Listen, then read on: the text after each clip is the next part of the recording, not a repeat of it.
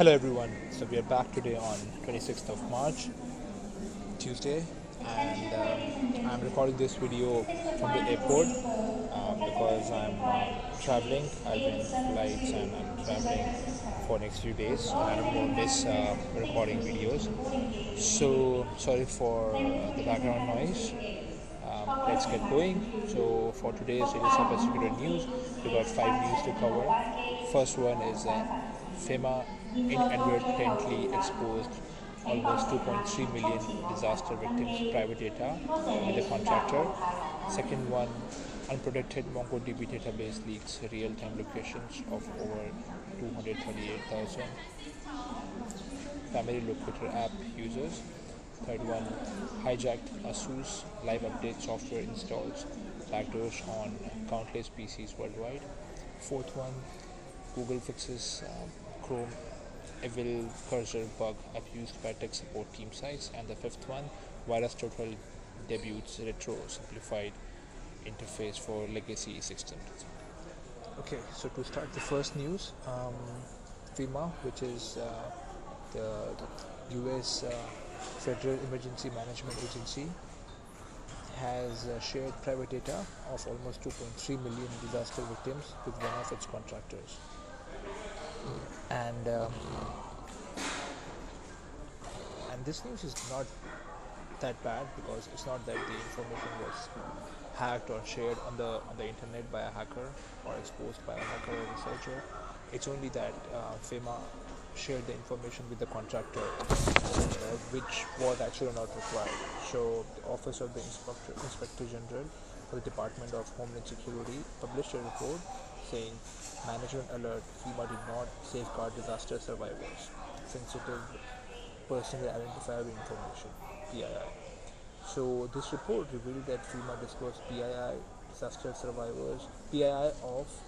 survivors, including address and banking information, to its contractors.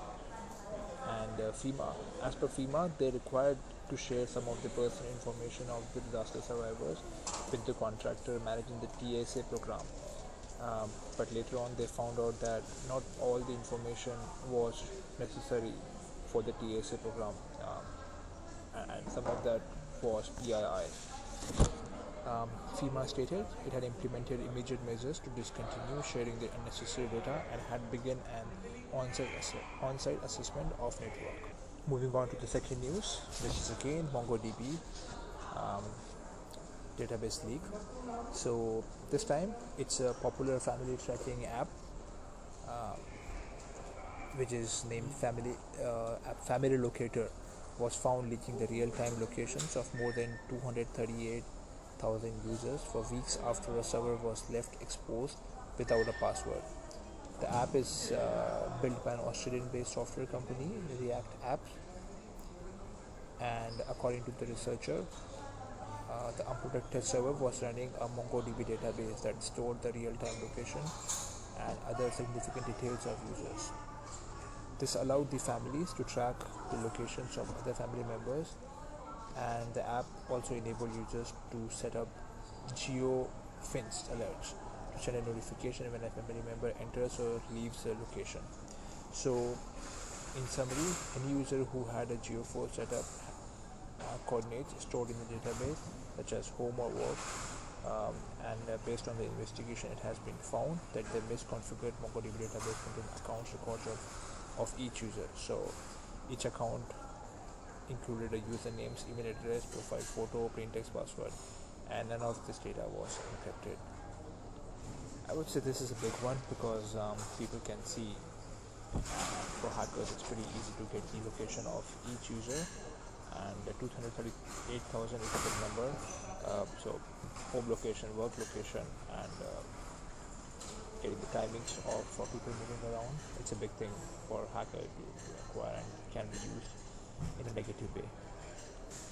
And to show this news is actually from CyberWare, and you can go and read here more information if interested.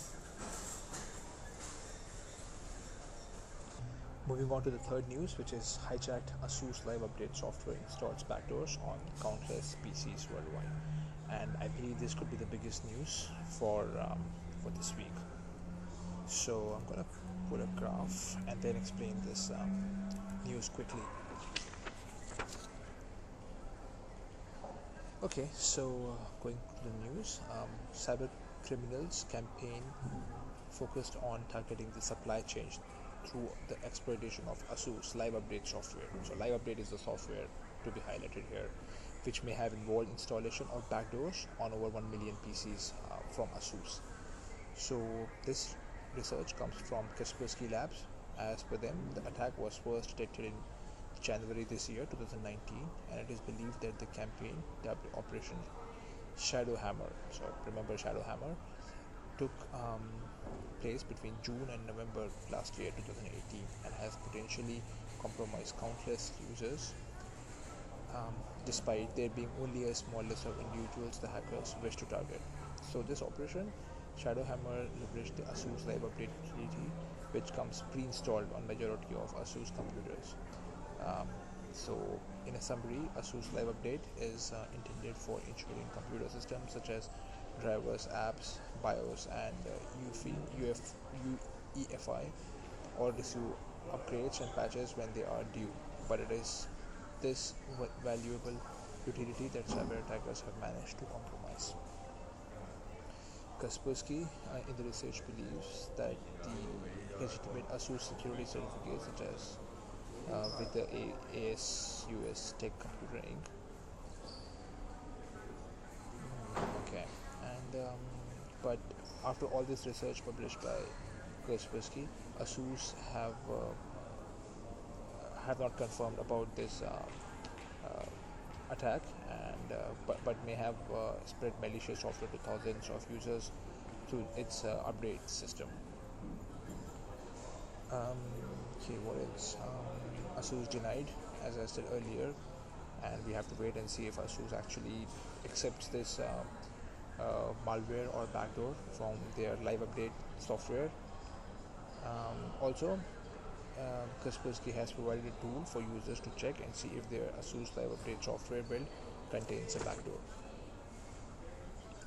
Okay, moving on to the fourth news, which is from Google. Google fixes Chrome Evil Cursor bug abused by tech support team sites. So this bug and this news from Google is a bit difficult for me to digest because I haven't used this Evil Cursor earlier, so I have to read more about this, and then maybe I can create a different video for this news, but I'm just going to say it quickly so that you know actually what happened, and it could be a big one in future, so it's good to cover. So Google has patched a Chrome bug that was currently being abused in the wild by tech support scammers to create artificial mouse cursors and lock users inside browser pages by preventing them from closing and leaving browser tabs. So how it works, the trick was first documented back in 2010, but only recently entered in news by tech support scammers around September 2018. And it was highlighted by a criminal group called Malwarebytes. That Malwarebytes called partner Stroka, operated by switching the standard OS 32 by 32 pixel mouse cursor with one of the 128 to 56 pixels in size. So what is important is browsers support custom mouse cursor images for the sake of web games and to allow browsers to build immersive experiences. So disallowing oversized cursors wasn't an ideal solution, and it would have negatively impacted thousands of sites. So that's why Google didn't fix it, although it was known since 2010. But now in 2019 they have fixed it. So it is a reason because scammers actually used it. So Chrome will automatically revert the mouse cursor back to the standard OS graphics when hovering over parts of the Chrome browser interface, but will keep the custom cursor when hovering the page content. So this way users who land on tech support scam sites operated by the hacker gang, they will be able to leave these sites without getting locked in. Okay, so that needs more time to understand and try. Okay, the fifth news, VirusTotal debuts Retro, a simplified interface for legacy systems. It's pretty simple news, and this is the VirusTotal Retro, which looks like an old Windows or Linux machine when we had no colors in our life. Okay, so VirusTotal, which is a company by Google, has launched a new interface which is suitable for older legacy machines, and it has certain retro charm about it. You can find it at virustotal.com/old-browsers, and the system quietly launched this month. It's described as a minimal interface for browsers. The new service is geared towards browsers unable to cope with the full-fledged version of the main platform, and users are still able to upload and check both files and URLs.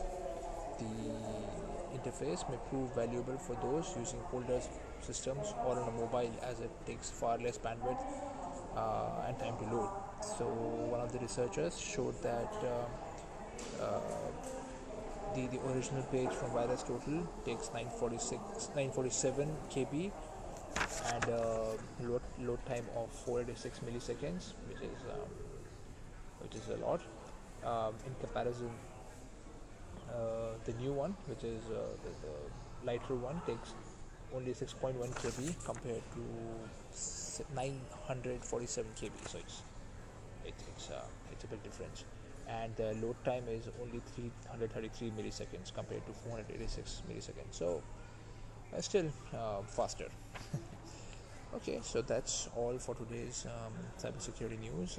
Please subscribe to the YouTube channel for more news every day, and I'm going to add more and more news, more activities as I'm getting more into the news details. Okay, we'll see you again soon. Thank you, everyone. Bye for now.